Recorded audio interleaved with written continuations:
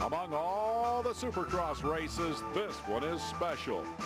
It is the longest of the Supercross tracks, sandy and rough, a minefield of potential disasters.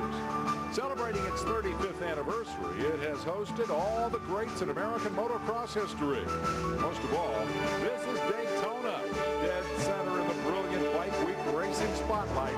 Victory here is always a dream come true.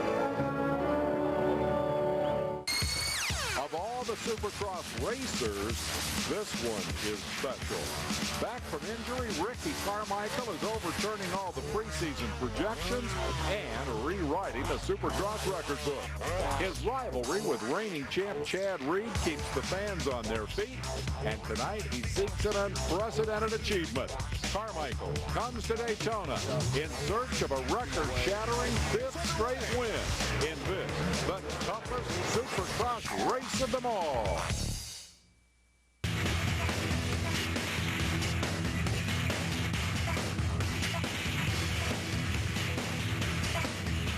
Well, for Ricky Carmichael, he's going for 5 wins in a row at Daytona, which begs the question, Ricky, why are you so darn good here? You know, it's just a man's race, and I've always put a lot of emphasis on being in shape and being a strong, somewhat outdoor rider when the track gets rough, and that's totally Daytona. And in it being a home race, I kind of have a really good attitude going into the event, so this place has been great for me. Now, it seems to us anyway that you are, you know, a rider who likes to go out and win races. At this point in the season, when do you start racing for points? You know, we just take every week, and I think we race for points at the first race. You know, that's where the championship starts. You can hurt yourself at the first race if you don't do good and make it, you know, tough for you throughout the whole series.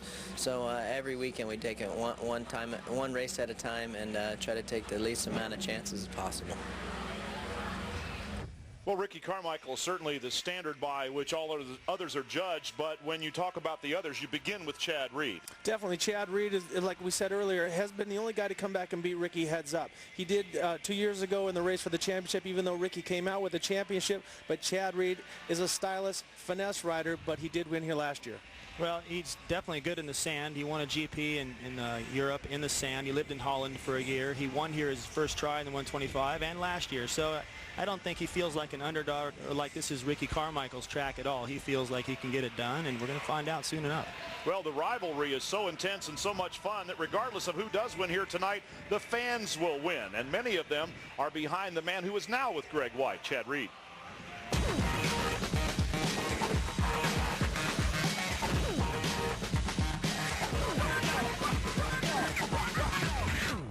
I guess the number one question right now is, in a straight-up battle, you're the only one to beat Ricky Carmichael. What do you got to do to dig deep to beat this guy again here at Daytona? I think I just need to do what I did in San Diego, which was race the track, race the lines that I'm comfortable on, and just do what I believe it takes for me to win. I think the other races, just little things have been holding me back, and that is frustrating, believe me. To know you have what it takes to win every weekend, and you know, get beat every weekend, it really sucks. But I've been working. You know, I'm not going to give up. This is far from over, and I'm going to challenge all the way to the end. You seem like one of the few racers out here that just thrives with a lot of heart. When you go to sleep at night, when you wake up, when you're down training and you got a couple laps left in your moto, what is on your mind? Is there one person in particular on your mind that you just think about all the time? No, I mean, I don't think about him every day, and he's not my motivation. My motivation is to become better myself and to get to the point where I feel like I've achieved what I want to achieve. And right now, I'm not achieving what I want to achieve. I'm getting seconds, you know, most of the season, and you know, that one win really helped me out. I believe I can win. I knew I could win, and it validated that I could, and I could come from behind, beat him from behind. And Daytona is a great race. It's tough. The track's technical. I'm really looking forward to it. He's known to be good here, and you know, I feel some part of me that I've been getting beat at my own game here. You know, I love Supercross. It's so much fun for me, and I've been getting beat. So he's an outdoor guy, and I want to go out there and beat him up on his turf. at Supercross. Brian? 250, heat number 1, getting ready to go. Let's see who gets the whole shot in this one. Chad Reed has featured the number 22 machine. It's a wild gallop to turn number 1. It's a blue bike out in front, and it is the 22 of Reed. The drag race into the corner there with Fonseca, and you can see already he's not making friends out there. He almost pushed Fonseca over the berm. He did what he had to do, but I think that's going to get real interesting in the main event when you got everybody getting in there out of both these heats. It's going to be very, very tight. Tyler Evans and also Travis Preston up there as well. 1, 2, 3, over the doubles there, step on, step off. You're talking about the whoops being the key to this racetrack. They've got a couple of sections of them here, as now Reed is starting to open up ever so slight of a lead, but not a whole lot. He's got a whole bunch of them right behind him. He's got a slew of riders right behind him, but what you got to know is that, you know, he says that he's out there just doing the best that he can, but there's a war. When you get two guys at the top of their game, they're trying to beat each other's times. They're trying to beat each other's races. They're doing everything they can to dominate the other guy. So with Chad Reed getting the whole shot, he's going for that fastest heat because that gives you the first pick on the gate for the main event and also a mental edge. So if he had to work his way through, that would take some of his time away. So him and Ricky Carmichael are very critical on trying to have the fastest heat rate of the race of the night. Fonseca and Preston second and third right now, but getting a challenge as Evans comes up to make a move here. So we've got some pretty good battles. Kevin Windham running in 5th position on the number 14 machine has now moved up a spot to 4th. So it is Tyler Evans who got passed. Well, I think what Kevin would really like to do is get up there and try to pace with Chad and learn from him a little bit, see a little different timing there he's using to make some time on Preston. 2 Honda teammates in front of him, so he's got to be a little bit more polite than usual, and while that's going on, Chad Reed's gone. Yeah, you got two two-strokes out in front. You got Chad Reed on a Yamaha YZ250 and Ernesto Fonseca on a CR250 two-stroke. And behind him, Preston and Windham both on 454 strokes. Some people say the 4-strokes have more power for the sand, but for racing, changing direction, and all the different stuff, the two-stroke is the way to go. And those are the 2 guys that are leading the series, are two-strokes with Carmichael and Reed. It gives you even more to cheer for if you're a 2-stroke or a 4-stroke guy. I mean, there's so many things, so many variables in this, and the jury is still out on which one is a better bike across the board. They're allowed to use both. Well, I think, like Rick said, the 250 is just a bit more nimble. The 450's got great torque. You should be able to get good starts, but Carmichael and Reed are pulling a lot of the whole shots, so I don't know if it has the advantage. You know, it's really working in their favor. It's a little bit harder to move around. So 250 two-stroke's going to stay around a little longer, I think. Of course, when I was a fan of you guys when you were racing, I was always a big advocate of the fact that it wasn't the bike, it was the guy on it. Maybe it's Reed and Carmichael that are getting the job done. 250, 450 doesn't matter with those guys. Well, it's also their choice, though, because, you know, they know what it takes to run that pace, and it's a little bit too tough to do just yet on a 450. Whoa! Tough move by Evans on Preston. We've got Tyler Evans, known as a very physical rider. He's one of the Metal Militia guys, and he gives no quarter, takes no quarter. If you stuff him, be ready. He's going to stuff you back, but he wants to be in that qualifying position. But I got a point to make with you, Drebber. When it was just you and me last year, you said you were my fan. Now, all of a sudden, Bailey's in here, and you were our fan. So make up your mind here, would you? What did you expect? I mean, now that I got both of you here, it's the best of all worlds. I've got 2 of my biggest heroes in dirt off-road racing. You guys were awesome back then, just as Reed and Carmichael are now. But look at this. These guys, Preston has not given up. He's coming right back in here, and look at that whoop section. Really unbelievable riding. I'm always amazed at the skill it takes to do this, even at my speed. 2 more riders coming into it. Sean Hamlin on the number 28 Monster Kawasaki, and Sebastian Tortelli on the new RMZ 450. So those 2 riders are working their way and trying to get into that qualifying position. In case you forgot, Chad Reed is out in front by about 5 seconds on the last lap. We'll see if that gap has come down at all. Again, in this one, the top 4 finishers are the ones that go to the main. Chad Reed putting down a 55.7 that last lap, opening up the gap even more over his challengers. And that is an extremely quick lap. We're going to take a pause in the action right here. Well, the action's going to continue. We're just going to take a commercial break and come right back to finish this one up. Speed Channel's coverage of AMA Supercross Racing from Daytona is brought to you by Yamaha, now celebrating 50 years as the world's motorsports leader. And by Parts Unlimited. We support the sport.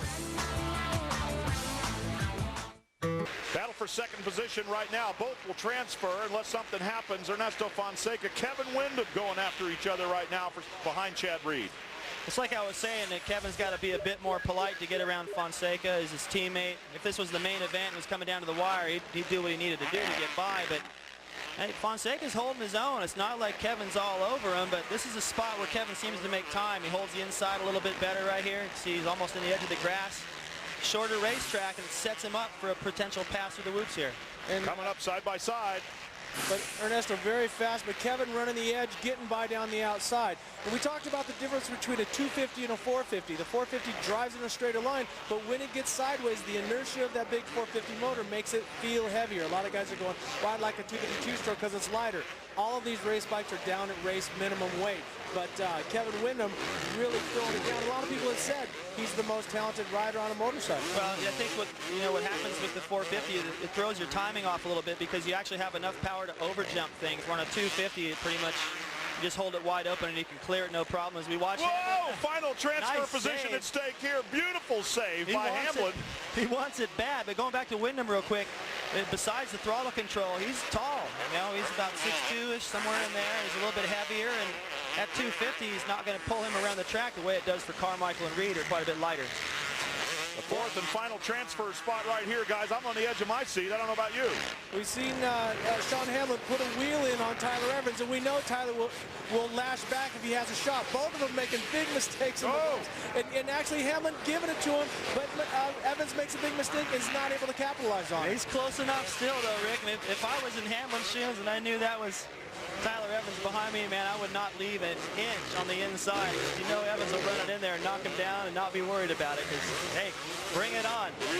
Well, Chad Reed's running really, really strong, really fast. He just really tripled that, consistent. Rick. Yes, he's done a double triple that nobody has done that all night long. And so Chad Reed, like he said, he wants to beat Ricky Carmichael at his own game, and this Daytona track is typically Ricky Carmichael's game. Final lap for Chad Reed, no problem there. 16 seconds in front of Kevin Windham on the previous lap, on this lap. So Chad Reed looks like his time is going to be pretty easy. He's already thrown down that incredibly fast 55-second lap, so he sent a message to his competitors that they're going to have to try to match, and of course that means Ricky Carmichael. Reed looks like he's going to make this one look easy here, and Windham also has got very little issue right now with Ernesto Fonseca since they're teammates, but Hamlin and Evans, they haven't settled it yet. No, the checkered flag is getting ready to go. Chad Reed, one more corner, very smooth, very fast, charges all the way to the finish, so he's trying to make a point to win the fastest heat of the night. That's an example right there, a sample I should say, that he's very confident. He's able to do a triple over near the starting line that no one's done all day. He's got a great timing through the whoop sections. Windham hangs on to second. And you know what? I think Ricky's on the starting line going, all right, well, gauntlet's been laid down. It's time for me to get to work, and I think Ricky's going to match that. I love it when a gauntlet's on the ground, and these guys right here, Kevin Windham, Ernesto Fonseca, there's Chad Reed already heading back to the pit area. Windham and Fonseca are in. Hamlin is going to take the fourth and final transfer spot, and that puts Sebastian Tortelli and the rest into the semis. They're going to have to get another chance to make this one happen. But Chad Reed has delivered a message to the rest of the field, and in heat number one, ahead of Windham, Fonseca, and Hamlin, they'll go to the main. Everybody else will have a second chance. Nice crowd in the stands here at the Daytona International Speedway for the Supercross by Daytona. It's going to be a lot more good racing here to come, starting with the next heat. But let's go to Greg White. Down here with Chad Reed. Well, a great result for you, Chad. Seemed to be no problem for you. How's the track holding up right now? Track's awesome. It's great to be out here. Great to be at Daytona and have something new. Tracks these days are very similar, and it's fun to come here and have a challenge. Every lap the track changes, and I like that. And I want to say hello to my good friend Jeff Fox of Parson Limit Thor. These guys at Yamaha got this bike working awesome, and I'm going to do everything in my power to get it done tonight.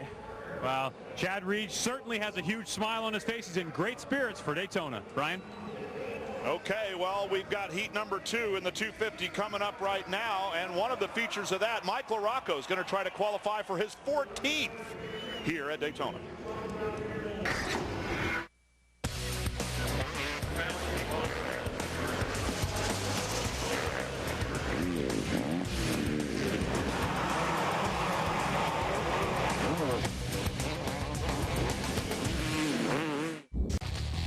Welcome back to Daytona and the Supercross. This has already been extremely exciting, guys, and I can't imagine it getting a whole lot better until we put all of them together in one shot.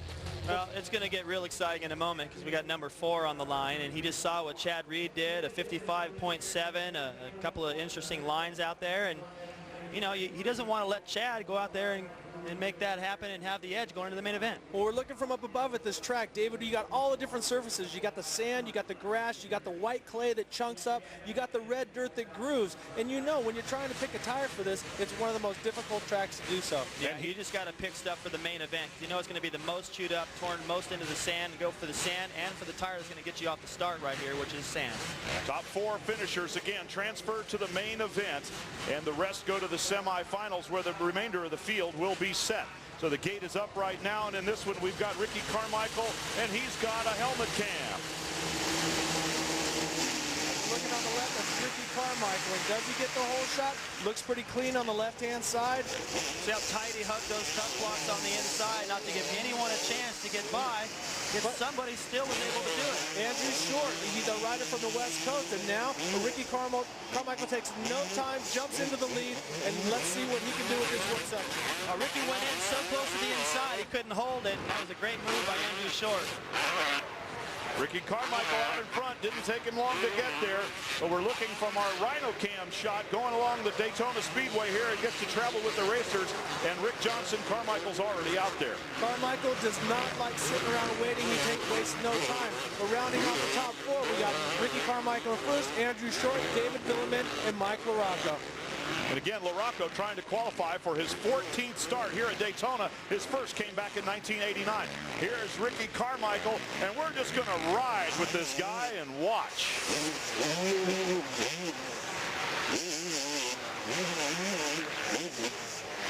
That's the triple that Chad Reed had just done.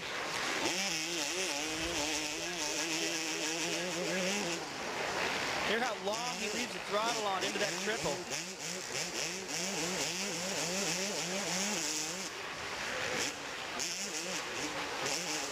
Okay, when Ricky Carmichael rides, you wonder what his motorcycle feels like? It's like a turkey on Thanksgiving Day. He wrings the neck out of that thing, and he rides.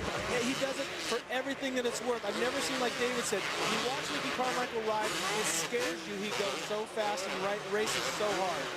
Good battle going on with behind Villemin for the final transfer spot.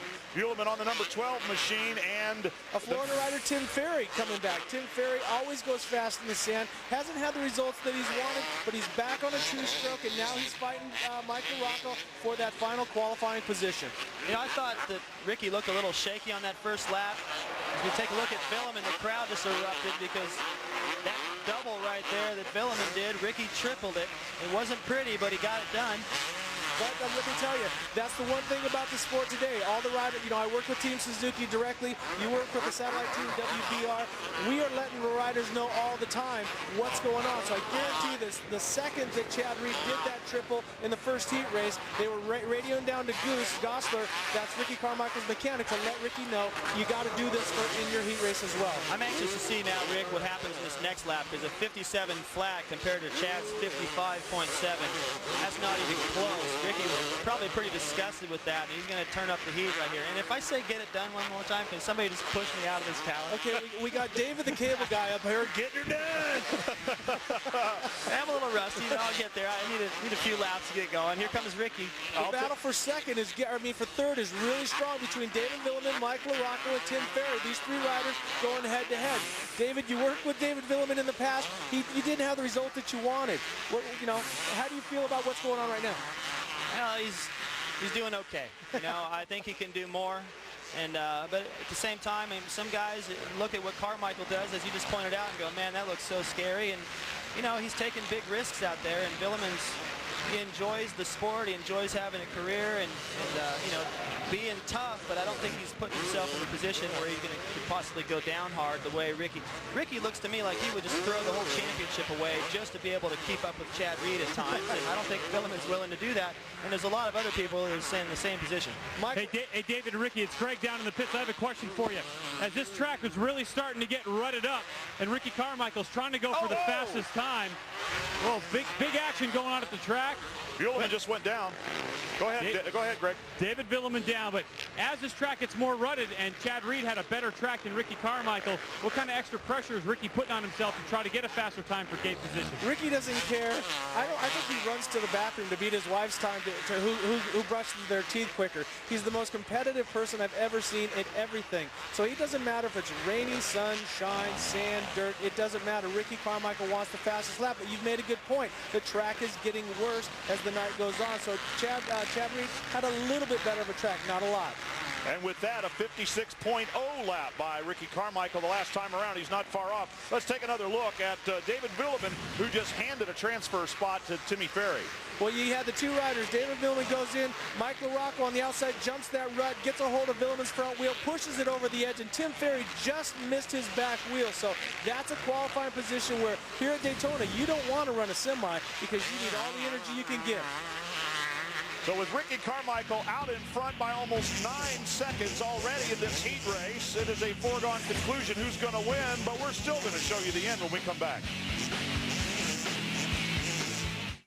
Welcome back. Here is Ricky Carmichael near the end of this race. He's so far in front of everybody else, and all 4 transfer positions, in fact, are clear. Let's just watch and ride. That long rut back there is where he made his mistake. Or where LaRocco made his mistake and took out Buellman. It was unintentional, but after this right-hander, Ricky's going to double and then triple. Watch.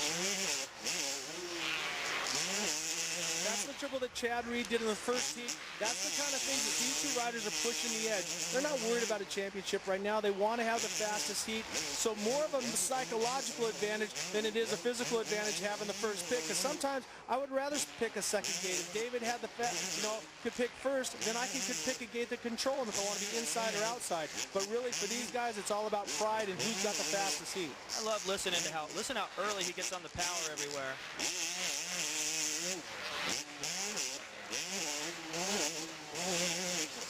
That bike's just going, ouch. Give me a break. It's like lap riders just getting the heck out of the way. Believe me, they can hear him when he's coming. So intimidating to have Carmichael right behind you. Or Reed. Once guys wind those 250s as far as they'll go. A really good competition here. Carmichael out in front. I mean, you know, what challenges him at this point? Final lap. We got on the last lap, Ricky Carmichael, and you can see he's not letting up. He's running at 10/10 all the time. Here's Mike LaRocco, who's in 3rd position, but Andrew Short, who's been very impressive, come off the West Coast. Now he's just getting on the 250, and he's going faster and faster. He's running about his fastest lap of 58.1, but he's consistently in the 58s. 3 consecutive 56-second laps for Ricky Carmichael out in front. It is Mike LaRocco 3rd, Timmy Ferry 4th, and they are all secure in their positions right now with the time gap that they have. You can see the gaps behind the leader going across the top of your screen. I'm pretty impressed, Rick. I don't know about you, with Andrew Short being able to hold off LaRocco on a track that seems to suit LaRocco. Carmichael approaching the finish line was never able to match the lap time of Chad Reed, partially due to the racetrack tearing down. But I think that Ricky Carmichael consistently was quicker, so it's going to be very close. It's probably going to be within 1 or 2 seconds of who had the faster time. Here's Andrew Short, who's going to finish in 2nd position, and we already have our hats off to him as they fight those deep ruts. There's Mike LaRocco, who has just qualified for his 14th Daytona start, and congratulations to him as well, and to Timmy Ferry for capitalizing on the misfortune of David Buellman, who will apparently finish 6th instead of transferring to the main. Ricky Carmichael the winner, and Greg White is heading that way. Carmichael, as Ricky gets his helmet off. Ricky, another great performance for you. A little bit shaky on the start. How you feeling right now? I feel good. You know, my Suzuki's great, and it's going to be a long main event. You just got to put in 20 good laps. All right, we're looking forward to seeing that main event. Ricky Carmichael, another win here at Daytona. You know what? That looked like an acting job to me. I don't think he looks very happy. He's like, yeah, you know, I just got to put in 20 good laps because those 8 weren't what I liked. I'm always amazed at how not winded they are when they finish. You know, I'd be asking for an ambulance. Ricky Carmichael, Short, LaRocco, and Ferry are in the main. More to come here on Speed. Stay with us from Daytona. That was then and this is now. Chad Reed does have Ricky Carmichael to contend with. And as the Daytona Supercross by Honda gets ready to go with the 250 main event, let's take a look at our progressive starting grid. It'll go across the top of the screen as Ricky Carmichael takes us around the track with his helmet cam. Ricky Carmichael, an interesting fact, he has led 140 laps here at Daytona. Chad Reed has led 24.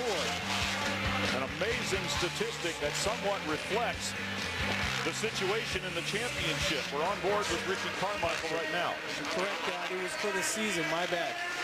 Ricky Carmichael has led 140 laps this year, and Chad Reed 24 with Kevin Windham 8. Nice look at those ruts coming out of that corner right before the finish line. Those ruts are in every corner, and the cool thing about it is sometimes the sand can form a one-line deal, and everywhere you look in the corners, there's several lines, plenty of places to pass. So if Ricky or Chad get together in the first corner and don't get the starts they want for whatever reason, they can come through the pack.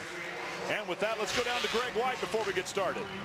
Well, Chad Reed did have the quicker heat, so he got to pick his gate. And where does he choose?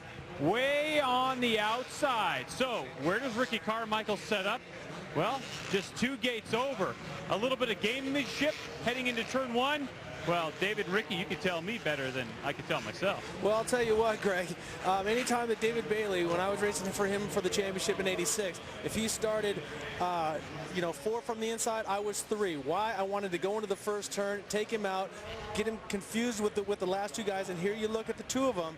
You got Chad Reed all the way on the inside, but you got Ricky Carmichael just out a little bit. Is he going to try to stuff him to the inside? There's going to be a physical game. You can say that you're out there to race the track, but these 2 guys have lapped a lot of times everybody all the way up to 3rd place. And may I point out that number 5, Mike LaRocco, is in between them. Not a man to be a little bit meek going into turn 1 either. You know what seems to happen too, and I don't think this is by design or anything, but every time Chad Reed and LaRocco get together, it ain't good. Yeah, it's definitely not. Yeah, and it's got to be on their minds a little bit. And Ricky's probably thinking, good, you guys go ahead and take yourselves out, and I'll just go ahead and go around the first corner first. Here's some fun facts. This race has been held for 35 years. We knew that from the feature earlier. Honda has swept the podium 3 times. And like in 125, the Daytona winner has ended up being the titleist 15 times out of all the years it's been held. 17 different winners have won, but no one has ever won on 3 different brands. Well, that could change here, in the near future. And then you can see that there are a number of riders, including Staten, who got their one and only win here at Daytona. It is something of a specialist. Lots of guys have never won here, and there are their names, including Mike LaRocco, who makes his 14th start here without a win as we get set to go. Advantage 250 main. to that inside, Brian, is that I don't think Ricky or Chad or LaRocco, for that matter, need to get there first. They just got to get there in a decent position, even mid-pack, and they can tuck it around the inside. The board is sideways. We're getting set to go here for the 250 main event. And the gate is down. Pretty even start right across. It's an Oklahoma land rush, but it's in Florida. We're looking from on board with Ricky Carmichael. He makes up a few spots on the inside. Not in the lead, but he's still upright. Chad Reed with the lead. Chad Reed getting out front. Mike LaRocco second. Actually, Travis Preston in second. Now Ricky Carmichael in 3rd. So we're getting set up for a great main event. And here goes Ricky Carmichael. And they're both swapping.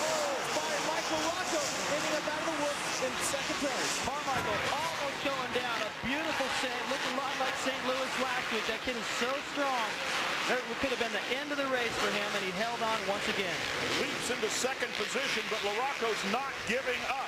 Carmichael always seems to enjoy, at least, the role of the hunter rather than the hunted, although he's not bad out front either. Well, you know what's interesting is Reed in his interview said, I want to beat Ricky Carmichael at his game on an outdoor track at Daytona where he's such a specialist. 4 wins in a row, going for 5.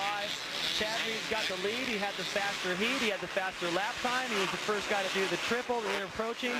Carmichael has got to run him down now, and he can do it. But this is what everybody came here to see. Stage is set. A big lead for Chad Reed right now, putting a lot of pressure on Ricky Carmichael, and we've seen Carmichael trying to run Reed down and make a mistake in the process. We've also seen him make mistakes out front. It's a pressure-filled situation. Right as we came onto that shot, Chad Reed was swapping through the whoops. So it doesn't matter if you're within 5 to 6 seconds at this racetrack, one mistake, and it's going to take that much to gather your stuff back. We saw Grant Langston go down. We saw Davey Millsaps go down, it's not always the fastest guy. A lot's going to happen. Let's watch this. Watch Ricky Carmichael manipulate this course. I love seeing a fly on his helmet trying to chase Chad Reed there with that onboard camera. And there is Carmichael. A good tight look at him. Just 2 seconds in front is Chad Reed the last time they crossed the start-finish. What's got to be on their minds right now is Atlanta, where Chad had the whole shot. Ricky was able to catch and pass him, fell down and had a little bit more of a gap than this to make up, and was able to make it up. Chad was disgusted. He's going, man, I had it handed to me, and I just didn't ride like I wanted to. Here he has an opportunity to try to turn that around. Well, if we're looking at lap times, the first lap, Chad Reed with a 55.9, Ricky Carmichael with a 56.1, and then Michael Rocco with a 57.4. So these two riders are setting up to get out in front. And we got to remember, though, these guys are going to be going through lappers, so anything can happen. Don't look at Chad Reed's lead right now and think the race is over. He has increased his lead, however, and Carmichael is not gaining on him, at least for the moment. Any thoughts about why that might be happening? He just doesn't. It looks like he's trying to make it happen. He wants this win so bad. Sometimes when you try a little bit too hard, like Ricky alluded to a little earlier, and you just can't do that on this racetrack. And if Chad can get a little bit of a flow going, relax just a little bit without having Carmichael reeling him in, I think he's going to go even faster. But it looked like that lap, actually, Carmichael made up some time. Couple of tenths, not much. So we're talking about inches here, and he needs yards. Definitely, but it's going to be these whoops that are going to make the difference. And you watch both of them swapping and going side by side. You know, this race is just shaping up, and like I said, I can't emphasize enough. Right now, they're an open track, everything's going, and they can ride the line that they want to ride. But let me tell you, there's been a couple occasions where they've lapped everybody all the way up to third place. So the race is just starting to unfold. Yeah, Ricky is starting to find his groove now. I'm sorry, Brian. He's definitely found his rhythm, and I guarantee you Reed can feel that pressure. So it's kind of an Atlanta deal all over again. If Chad Reed tightens up, Ricky's going to win this easily. Reminiscent of Atlanta, but this one is far from over. Will it be deja vu all over again, or Bujade doing something now they might do again?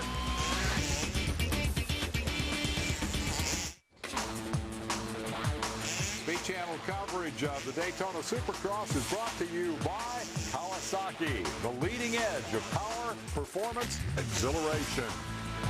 And by Parts Unlimited. We support the sport. You have been riding on board with Ricky Carmichael. Chad Reed is that dot in the distance. And fellas, I have to ask both of you, would you rather follow or lead at this point in this race? Which is the advantageous position? Right now, I would definitely want to be Ricky Carmichael, because you're watching Chad Reed. Well, he knows how to faster lap time and how to faster heat, so he can try different lines, try inside, try out, and he's getting the facts of which is faster. Chad Reed, on the other hand, has to try something, and it could be a big mistake and lose that lead. Ricky Carmichael is slowly inching away at it, so I would choose rather to follow the lead. David? Yeah, I think that's going to, right now I'd rather be Chad, but when they get into lappers, I'd rather be Carmichael, and that's going to happen here pretty quick. You know, Carmichael has definitely found his rhythm. He's definitely putting the pressure on. Chad can feel it, but that last lap, he held his gap.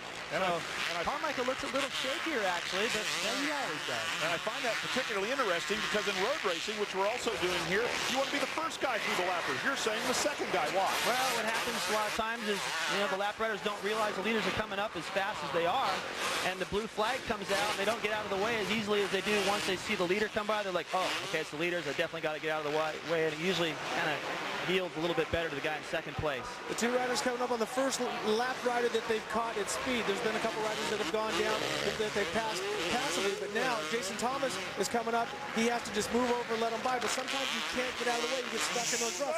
Right there, you see how close and tight it is. The Daytona track, when it gets the deep ruts and that's your only option, sometimes you end up banging into the lap riders. See him jump right over that hay bale right there. I mean, they're doing whatever they got to do to try to find a smooth or a little bit faster line. And, you know, I think what Chad's got to do here is just not leave an opening.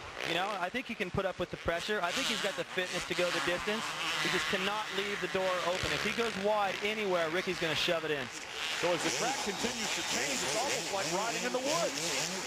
You got to find your line different every lap almost. But it's unbelievable. Let's just listen to what Ricky Carmichael is doing and watch how he catches Chad Reed. Coming up on him now, that's for sure. As Carmichael and Reed are on the same berm, and the distance between them you can see on the screen. On the clock, it's less than a second. It was up to 2.5 at one point. Here it comes. Ricky Carmichael inching up towards him, and traffic is beginning to play itself out. This is the closest Carmichael has been the whole race. Chad can feel it. The crowd's on its feet. They're making noise. The crowd is in it. This is the biggest challenge ever since Ricky's won this race that he's ever had. Okay, let's just watch this for a lap. You don't need a commentator to see what's going on.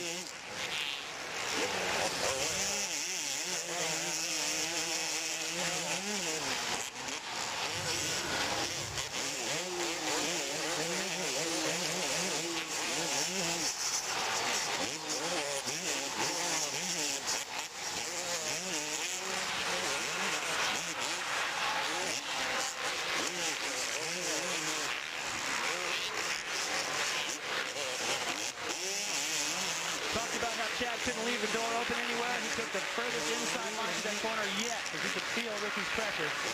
I have to tell you, folks, this is the best helmet cam I've ever seen. I can actually, it reminds me of when I used to ride. I just didn't go this fast. It's unbelievable how they're jumping side by side. These two guys, these are the best in the world right now, and they are hard. Ricky almost going down. The biggest squawk trying to chase him down right there. I can't decide if I need, some sort of depressant or just Dramamine. We're at halfway right now as Chad Reed continues to lead Ricky Carmichael. We're going to have to take a quick commercial break. You know how it is here in the US of A. We'll be right back, and we promise you won't miss a thing. We're back.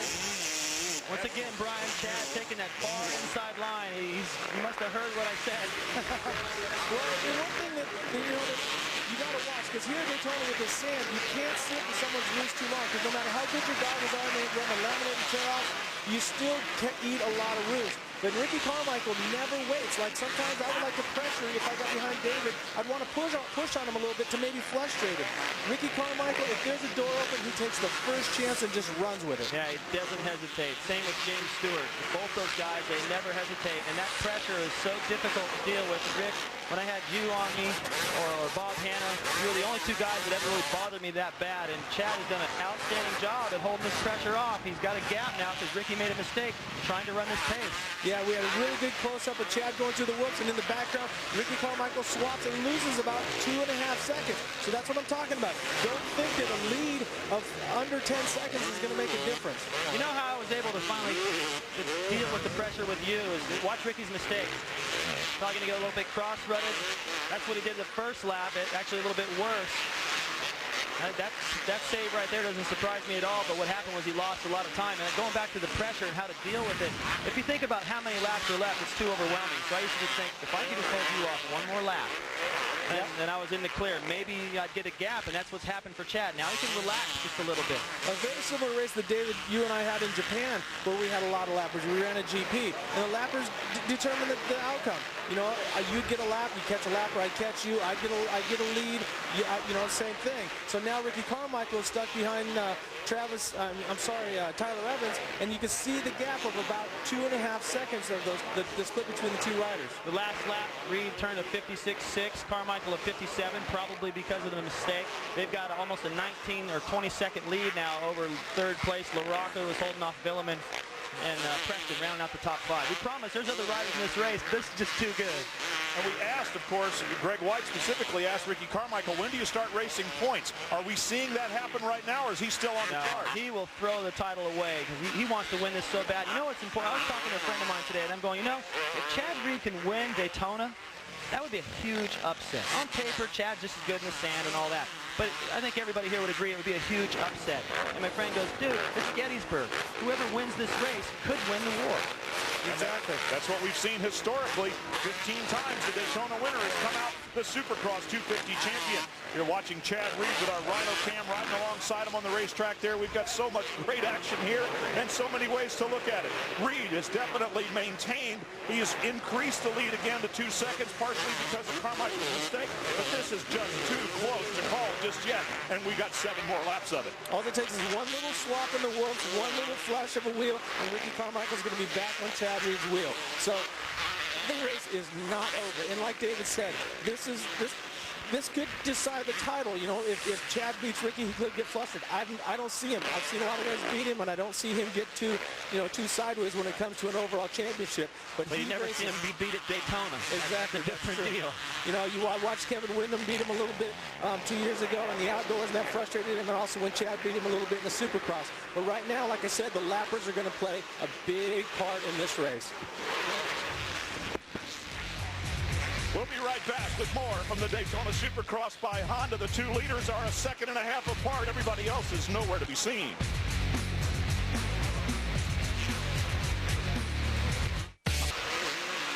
Here we are, and the battle is still on. It is still just over a second difference between the two leaders. Chad Reed and Ricky Carmichael are 22 seconds ahead of the third-place rider, Mike LaRocco. David Buellman, the running order is on the top of your screen, and folks, you're going to have to be satisfied with that for the moment because we're going to watch these two guys race, and you are sitting on top of Ricky Carmichael's helmet. Second place last year, Kevin Windham has now moved into the top 5, but nowhere near these guys. I mean, we could go back in the pack and show you some of that, but there's not much of a battle. And you know what? This is what the season is about. Ricky Carmichael and Chad Reed. Chad Reed putting it to him on Carmichael's track. Ricky Carmichael making a small mistake in that rhythm section and losing more time to Chad. Nice save by Chad Reed. No, he got stalled out a little bit, though, and lost some time there. So Carmichael, maybe it's going to come down, fellas, to the one who makes the fewest mistakes at this point. One mistake might not be enough. They're so on the edge right now that they cannot go any faster than this without paying a huge price for it. Here we look at Carmichael. What he does is he gets off of this, and he gets off rhythm a little bit, and he faces that jump. Loses a lot of time, but Ricky Carmichael's so strong, so physical, it really doesn't make that big of a difference. He loses time, but he doesn't injure himself. I wonder what would happen just a moment ago as they lapped Tim Ferry. Carmichael, you can see just passing the rider in the blue back there, number 15, Tim Ferry. Of course, Chad Reed's teammate. I wondered if he would put up a little bit of resistance, but he didn't. Ricky Carmichael casing that triple again, so Ricky having a lot of trouble in that rhythm section, and Chad Reed squeaks out a little more space. Let's go to Greg White. Well, I'm standing down here in Mechanics Alley where all the pit boards come out, and last time Ricky Carmichael came by, his foot got caught and kicked back when he was going through a rut. And as he was going by, he was shaking his head, so not a good sign when the rider's shaking his head, right, fellas? Well, definitely. Ricky Carmichael frustrated because Chad Reed is making less mistakes. You made a good point, Brian. It's going to be who makes the least amount of mistakes at this race, because a track this fast, this edgy, you're going to make mistakes. It's who makes the least amount. We're inside 4 laps to go, David Bailey. Carmichael's running out of time. He's got such a huge gap to make up. It's going to take a major mistake from Chad Reed at this point, or some sort of a miracle from Ricky Carmichael, which we've seen. Oh, there's the mistake. It's not Reed, it's Carmichael that does it. He's got plenty of time to pick the bike up. Does he have enough to get it started? Is he going to get passed by anyone out there? LaRocco on the number 5 machine is the next man back, but it was 30 seconds. So Carmichael returns to the track, still in second place. Probably not going to have a rear brake either with all that plastic melting onto the disc. It's on the right side of the wheel, caught up in there. He's not going to give up second place. They've got such a huge gap with the wind. I think he can kiss that goodbye now. Chad Reed has put him away. He's still got a part of that flag caught in his wheel. Take another look at what happened. He starts to swap side by side, loses it, hits one of the hay bales, goes down, and then down hard on the asphalt. You can see the banner start to suck up into his rear wheel, and as David was saying, is on the right side. We watch, he loses, swaps sideways, loses the front wheel, back wheel, then over the bales, and down he goes. You know what's cool, though? Look how long he hung on to that. He hung on till the pavement, going, maybe I can save it, maybe I can save it. He's done it so many times before.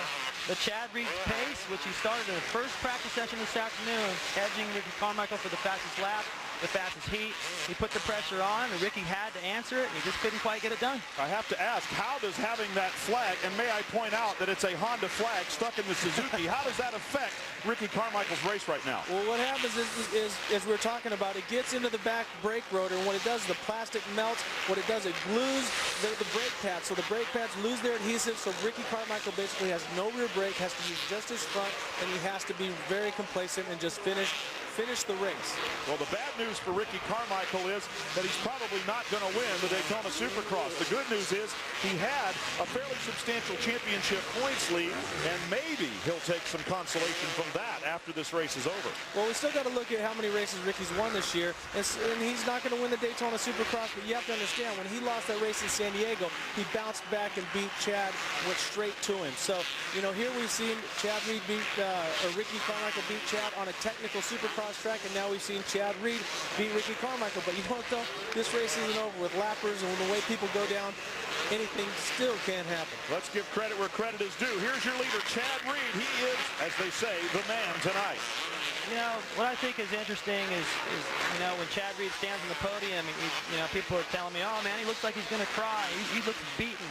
He doesn't look beaten. He just looks mad because he's putting in so much work during the week, as much or more than Ricky Carmichael's in the final lap. So when he doesn't, you know, win the race, and Carmichael does, he's over it, man, and he's finally about it. Stayed, you know, just tenacious enough, like he was last year in the outdoor season. Even though Ricky had a perfect season, Chad came back with a whole renewed confidence, going, I think I can do this, and he couldn't do it. This persistence and perseverance, and probably Jeff Spencer in his corner, has helped him so much to be able to put Ricky away on Ricky's turf. So would you say, David, that Chad is getting it done? Put it one more time. Whatever you like, he is definitely doing the business out here tonight. Chad Reed on his Yamaha, the defending Daytona Supercross 250 winner, is going to make it 2 in a row.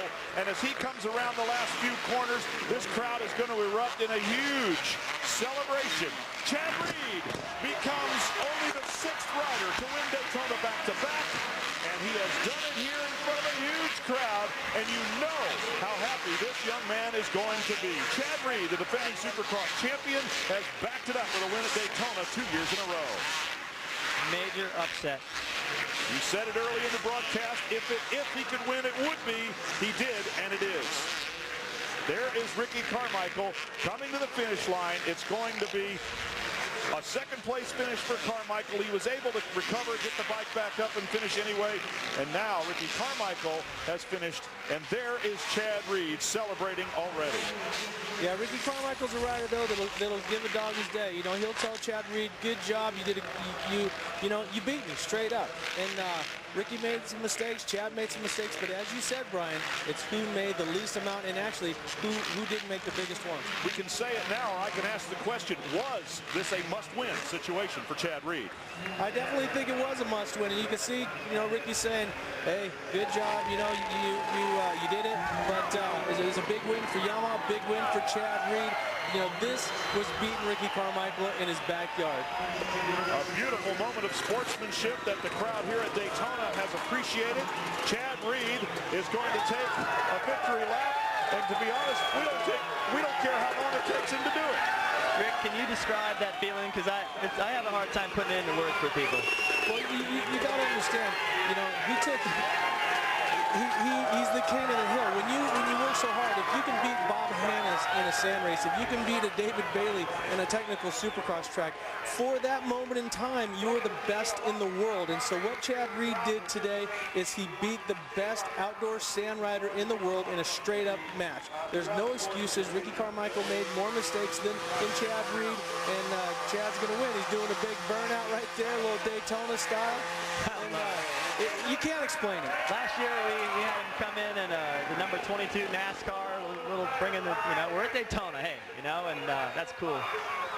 Chad Reed doing a burnout in a Supercross win. Only at Daytona could something like that happen as Chad Reed exchanges high fives with the crowd along the fences here at the banking, the famous banking of the Daytona International Speedway. If there's any question about this being the world center of racing, well, today it was. Well, we talk about guys that I think great champions are the guys that get beat and come back. And as Chad Reed has been beat by Ricky, he comes back, and as Ricky's been beat by Chad, they come back. So this night does not determine the championship, and you're not going to see Chad Reed come back and dominate the rest of Supercross. I can guarantee you that. A great night for Chad Reed. We can only imagine what he is about to say.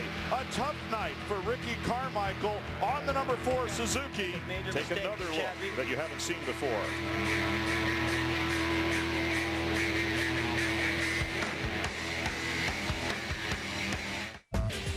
Okay, we're not going to wait any longer to hear what Chad Reed has to say. Greg White, take it away.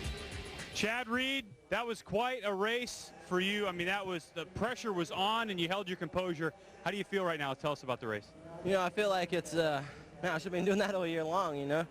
Working on my starts, working on my turns, working on the whoops, the jumps, just everything, trying to pull it together and make it happen. And tonight was the night. Got 2 whole shots tonight, and it felt good. Felt like I was challenged tonight, and that's what I need. You know, I get bored at the other races, and sometimes that messes with me, you know, and so I got to get better at that. And can't say enough for my team. They did a great job, and Daytona is a bike week, and they weren't able to win any other races. So I said, you know, it's up to me now. I was the last guy to pull off a win. So I'd like to thank them, and doing a great job. All the guys at Bridgestone, Scott, Etnies, the guys at AMA. Let me ask you this real quick. How big is this win in your chase for the championship right now? You know, everybody looks at this race as being the gnarliest and toughest race of the year, and you know, we won, and that's all that counts. Well, congratulations, Chad Reed, 2-time winner at Daytona. Brian? All right, well, Chad Reed certainly proved himself to be the tough guy that wins on Gary Bailey's course here at Daytona. And with that, let's take a look at the results. Reed and Carmichael lost in that. Mike LaRocco, 14 career starts, 10 times in the top 5. This was his 6th podium. The Iron Man, Mike LaRocco, all the way down to the top 10. You can see Kevin Windham, David Vuillemin, nice run for him, looking good this week. Sean Hamlin rounding out the top 10 behind Short Perry and Damon Huffman now beginning the next 10 riders there. Sebastian Tortelli, a pretty disappointing 20th position considering his reputation. But you know what? This is a tough race course. The 2 toughest guys on the tour, make it 3, counting Mike LaRocco, came out on top. A very enjoyable evening of Supercross racing here is now over. We're not quite done with our coverage here on Speed, but we will be back right after this. Speed Channel's coverage of AMA Supercross racing from Daytona, brought to you by Honda, sponsor of the Daytona 200 and the performance leader in the world of motorcycle racing, and by Progressive Motorcycle Insurance. Call 1-800-PROGRESSIVE or visit progressive.com for a free quote.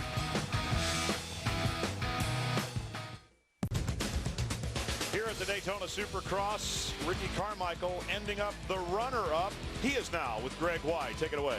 Well, Ricky Carmichael, that was certainly a gnarly ride. First of all, big crash. How are you feeling right now? Everything's good, you know. Just a bummer. I felt, you know, I had a good ride going, and you know, I had what it took to follow Chad, but I just couldn't make it pass, you know.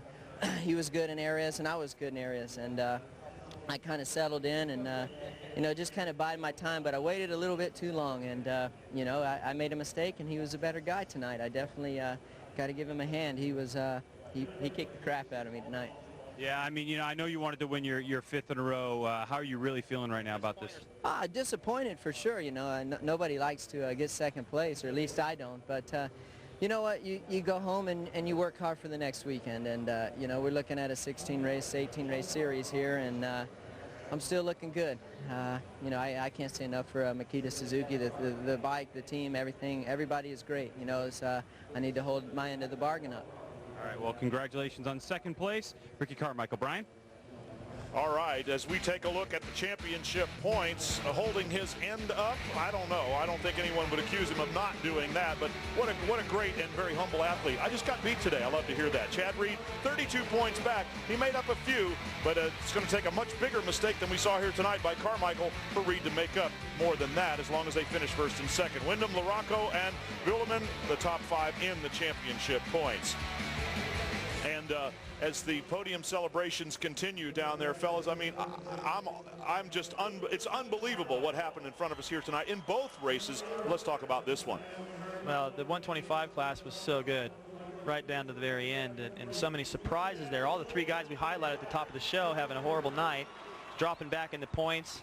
A couple of Joshes getting up in there and winning the thing, and I thought, well, the 250's got a lot to live up to now. I didn't think we could have 2 main events that good, but what a treat. Oh, it really was a privilege. Ricky? Well, for me, it's been a pleasure. You know, I mean, David, Bailey, and I got to bank bars over the year after year, and then I did some TV, and then he did some TV. It was easy to sit up here and listen to his perspectives and go back and forth, but, you know, everything worked out great. The sun was shining here on Bike Week.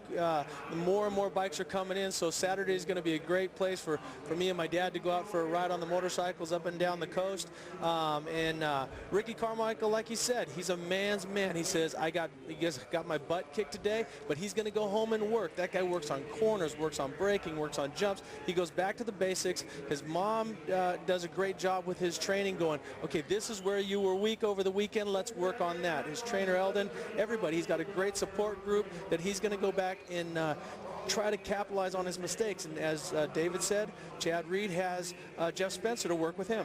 All right, let's go back down to Greg White with the Rock. Yeah, Mike LaRocco, third place. Congratulations. Tell us about your race. Well, I got a good start. You know, I was out there with Chad and Ricky, and just tried to find the pace. But they're going fast. I mean, they've been going fast all year, and I'm trying to learn something. You know, I'm the old dog trying to find those new tricks. But you know, it was a good race to see our the Amsoil Factory Connection Honda worked good tonight. I mean, it got me a good start and went well on the track. I just got to find a way to pick it up. Now, you look like you worked real hard. How gnarly was the track towards the end of the race? I mean, track is tough. It's always tough. A little bit shorter than normal. So, you know, bearing that, not quite as grueling, but still a tough race. All right, well, congratulations. Another podium finish for Mike LaRocco. All right, thanks, fellas. And I knew coming into this thing, gentlemen, David Bailey and Ricky Johnson, that it was going to be a privilege and an honor to work with you. I questioned whether it was a pleasure. You have made it one of the most pleasant nights of my broadcasting life. I'd like to hear your final thoughts. Well, Brian, it was a pleasure for me as well. It's the first time we've had a chance to work together. And Rick, you know, here we are again. It was great. You know, we were able to get our perspectives and have them be a little bit different. And, you know, it was fun to kind of get back up in here where I spent 10 years, and the racing was awesome. I don't think we could have asked for a better night or a better team up here. Well, I look forward to doing it again with both of you, perhaps. Right now, we got to hustle out of here, and I'm going to send it down to Dave Despain. For a quick reminder that we're right back here tomorrow morning, 11 o'clock Eastern Time. We've got the 64th running of the Daytona 200, the opening of the Superbike season. Our congratulations to Josh Hansen and his dad, Donnie, the 1982 250 national champion. The apple didn't fall far from that tree. And to Chad Reed, congratulations.